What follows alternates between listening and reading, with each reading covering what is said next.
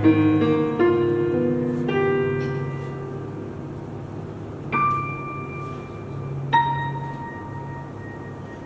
grew up in Northeast Iowa, in Waterloo and Cedar Falls. I grew up in Fort Madison. I grew up in Mount Pleasant. I grew up in Marion, Joaquin, Schleswig, Iowa City. I grew up in Lisbon, North Dakota, about an hour from Fargo.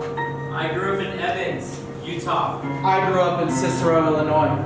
I grew up mainly in California, but also Michigan and Louisiana. I was born in Mexico and migrated to this country when I was 6 years old. We lived in the suburbs of Chicago. I grew up in Wheeling. I grew up in Mount Prospect. I grew up in Prospect Heights. I grew up in Palatine. I grew up wherever my parents moved us to.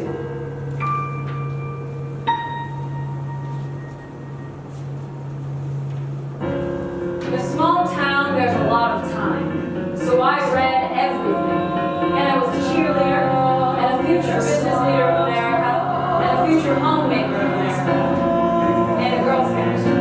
And I ran cross country. In the summer, you could get a t-shirt if you ran 100 miles, 200 miles, 300 miles. So I spent my summer running up and down and up and down and up and down this gravel road. I really loved to get those shirts. I was in football, basketball, golf, band, and graduated in a class of 24. I did swim club, I did volleyball, I did gymnastics. But I quit doing all that. I had to work.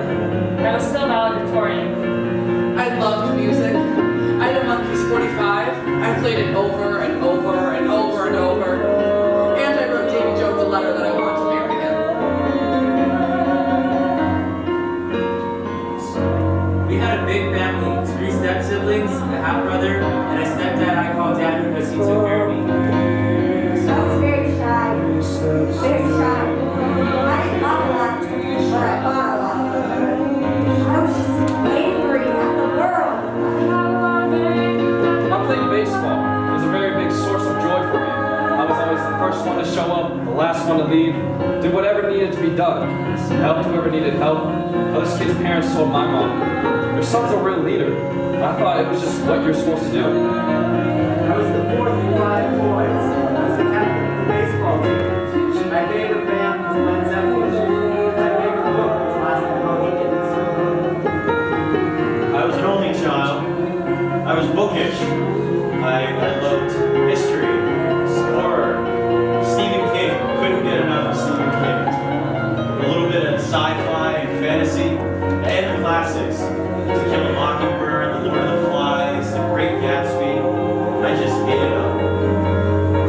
I look forward to being in school every day, being at high school and learning English and literature and psychology and science and Spanish. I learned a lot, and it didn't cost me anything. I spent my first year living in a basement because right after World War II, all the GIs came back, and there was a tremendous housing shortage, so my parents rented what they could find. I wanted to be an athlete. When I figured out I wasn't going to be an athlete, I became more bookish and more driven. So by the time I was a sophomore in high school, I was pretty bookish and pretty driven. And my favorite book was Catch-22. 3rd grade, picture day. I wanted to wear camouflage, but my mom said no. I wore a navy blue polo with camouflage pants, because pants wouldn't be seen in the photo.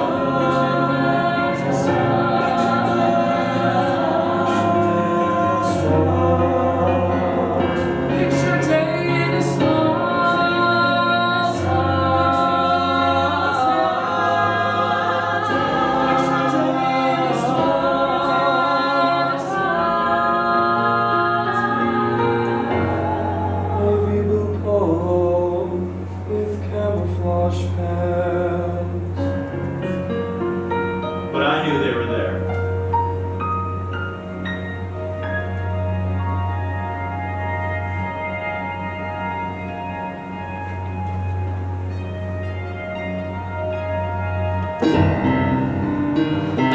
The military is definitely ingrained in me. I'm a 4th generation veteran. My grandfathers were in the Navy.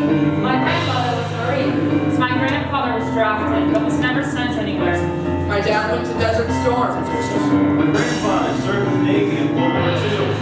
My dad went to Vietnam. No one ever talked to me about the military. My dad was in the Marines. My mom was in the Air Force. My granddad was in the Air Force. My dad was in the reserves. My brothers are in the Army right now. One grandfather was in World War II. My other grandfather was in the Air Force, World War II and the Korean War. My older brother deployed to Iraq with the Army Reserves. All my uncles were in the Army.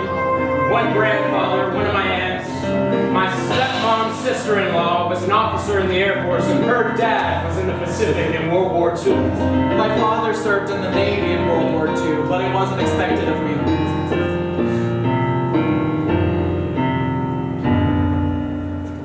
The military is ingrained in me. I wanted to go into the military and I wanted to go to college.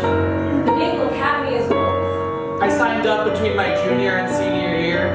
I turned 18, I graduated, and 3 days later I was shipped out. We didn't have money for college. I told my mom I wanted to join the Marines. She said, "You're not strong enough. You're never going to make it." I said, "Tell me more." I wanted to be a part of something bigger than myself. I got bored at the end of high school and joined the National Guard. Then I was out of the Guard for 12 years. Then 9/11 happened. Then 9/11.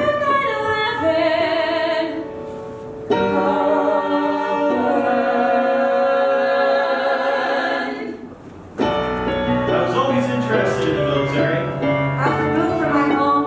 I dropped out of school. One day I got in my car and I cried and drove and cried and drove and ended up in front of a recruiting station.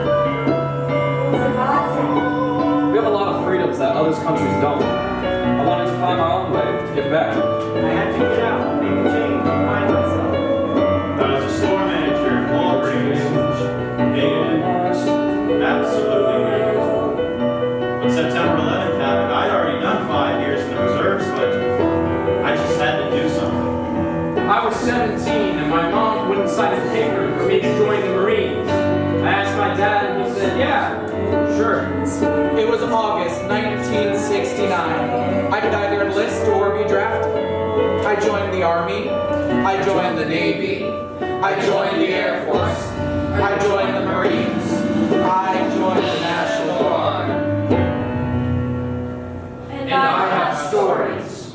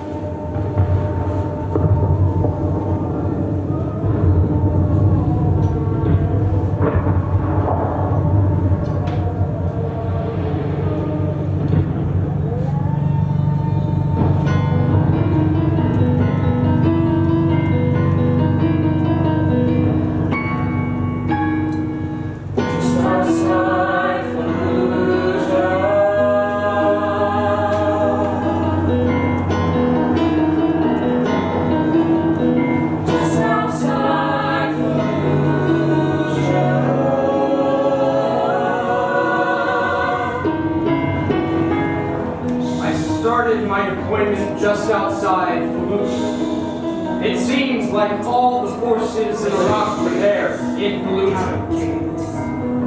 Special forces, infantry battalions, Marine Corps, Army units, air support, fighter jets, Spectre gunships, tanks, tracked vehicles, Humvees, artillery and mortars, and there were missiles being launched from naval ships.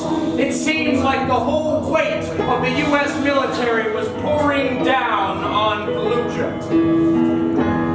I was working at the detainee facility, which was right next to Bravo Surgical, which was where the most severely living injured were brought.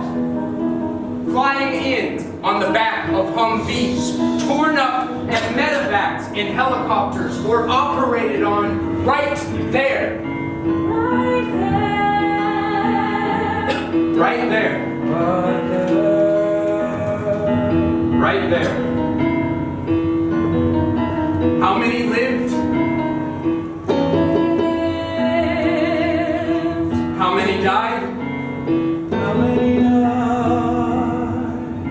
I don't know. But I was there for 7 months. 7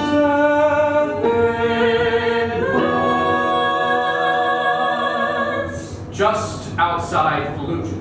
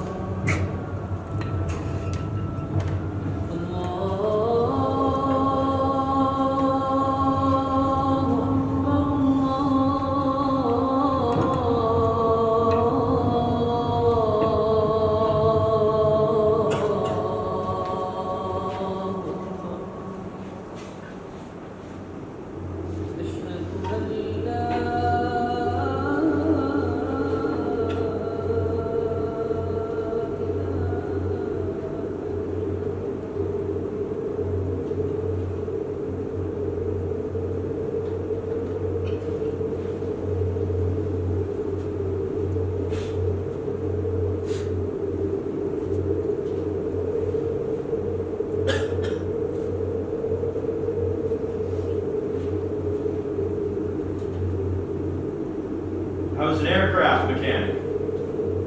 They say it takes a guy with a high school degree to fix what a guy with a college degree breaks. I was in Iraq, in Baghdad at 04, when we were getting ready to hand over power. Saddam's trial was going on. They would drive him in before the sun came up. He had a black hood on his head and zip ties on his hands, and they would lead him into a helicopter and then fly him into the city. We were in the green zone, but we got shelled constantly. One day, the command post calls. We need to put an aircraft on the med squad. That's right off the runway. It's a British C-130. Ambulance is already there. I see this nurse. She's got this big, clear bag full of these clean, white bandages. She goes up on the plane. After about 10 minutes, I see mortuary affairs roll up. And she comes back off. That bag she had, you couldn't see the bandages anymore. There was no white anymore. They were covered in blood. They told me to go look for bullet holes on the plane, so I had to go inside.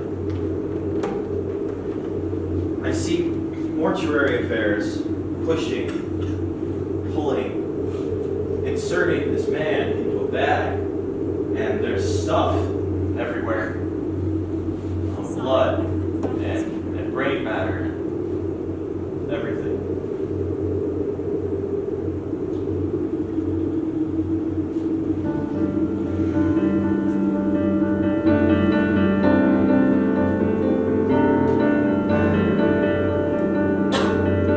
Found one bullet hole on that entire aircraft. Just one. It was right where that guy was sitting. He was just a civilian contractor. Just sitting in a jump seat, wearing a flak vest and a skull catcher.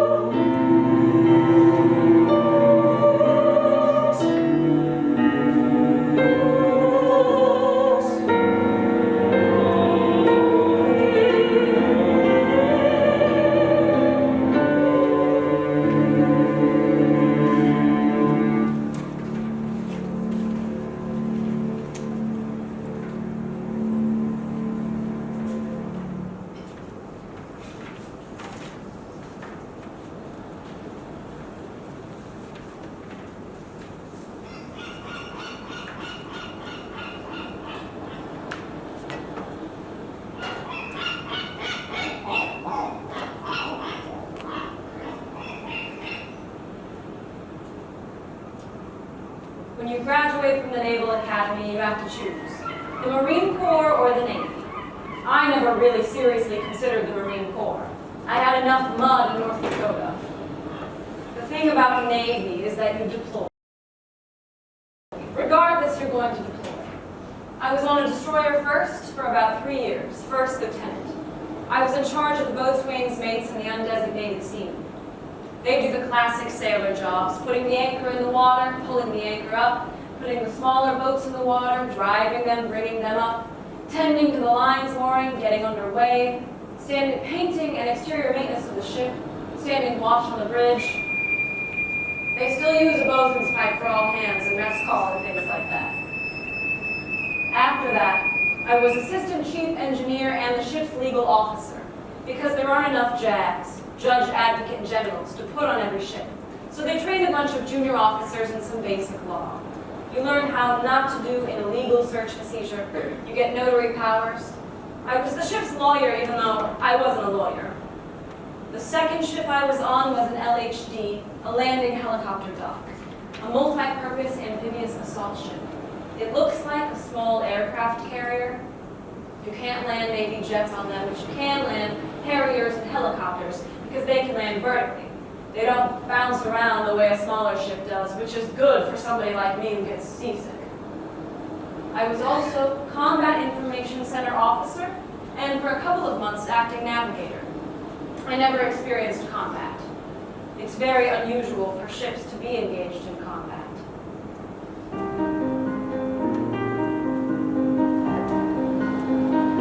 But once I was in charge of navigating through the Strait of Malacca, and that was probably the most harrowing thing for me. The Strait of Malacca is only 2 or 3 miles wide, but it's one of the busiest waterways in the world, maybe the busiest. We were going through at night, ships everywhere, smaller fishing boats darting in between the bigger ships. It's really, really tight. Some ships, trying to avoid somebody, just keep turning and turning and turning, and end up sideways in the street.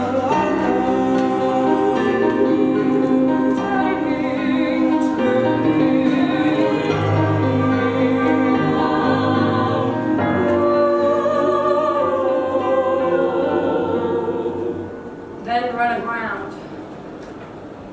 The thing about ships is that once you've made a decision, a certain amount of the future is baked in. Like the Titanic, reversing is really hard to do. At some point, you can only watch the outcome of the decision you've made, and if it was the wrong one, you just have to watch your mistake play out. When I finally got relieved off that watch, I ended up in medical the next day having an EKG because my heart was still racing. I think I was maybe 25 years old.